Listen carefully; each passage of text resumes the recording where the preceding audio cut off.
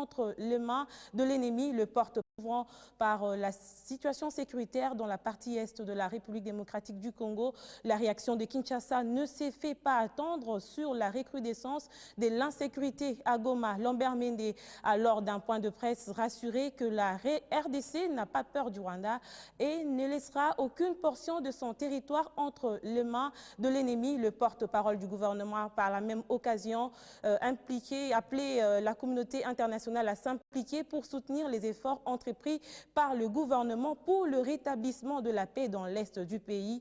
Il est temps que le Conseil de sécurité passe à des accords des principes aux sanctions efficaces et ciblées, a déclaré Lambert Mende. Quelques heures, soit une réunion a eu lieu à huis clos du Conseil de sécurité à New York. L'ONU déclare avoir des informations crédibles et cohérentes sur un soutien de l'armée rwandaise aux rebelles du M23. La déclaration finale qui a sanctionné cette rencontre, condamnant les termes les plus fermes, les attaques répétées et ciblées du M23 contre les civils et la MONUSCO, a été lue hier. Pendant ce temps, il fait déjà plus de 12 heures que Bertrand Bisimwa s'est répandu en des déclarations appelant à la relance des pourparlers de Kampala après que la rébellion du M23 2009 soit en débandade sur toutes les lignes de front. Le M23 a perdu donc sa position à Kibati, Kilimanyoka et à la célèbre place communément appelée Trois Antennes.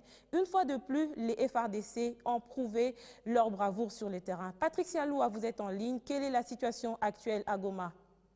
Ils sont complètement en débandade depuis ce vendredi matin. Les rebelles du M23, après qu'ils aient perdu tôt le matin leur position de Kibati entier, Kilimanyoka, mais aussi à la célèbre place appelée Trois Antennes, suite au feu leur imposé par la coalition commando FARDC et la Brigade des Nations Unies.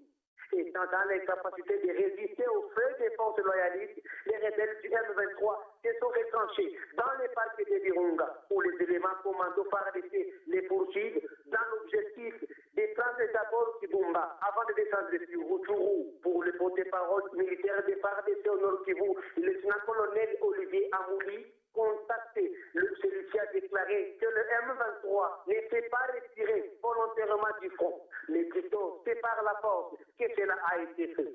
Selon nos sources, après les affrontements de ce vendredi matin avec les FARDC, certains rebelles du M23 auraient décidé de ne plus se battre contre les FARDC. Déterminés, fort équipés qui les dessinent, depuis que les affrontements ont commencé depuis mercredi 21 août. Nous n'avons plus envie de continuer à nous battre pour nous faire massacrer par les FARDC et la MONUSCO, qui ont des armes le plus sophistiquées que les nôtres. Déclaré déjà certains rebelles du M23 depuis jeudi soir à Kibumba, nous a fait savoir un habitant de la région.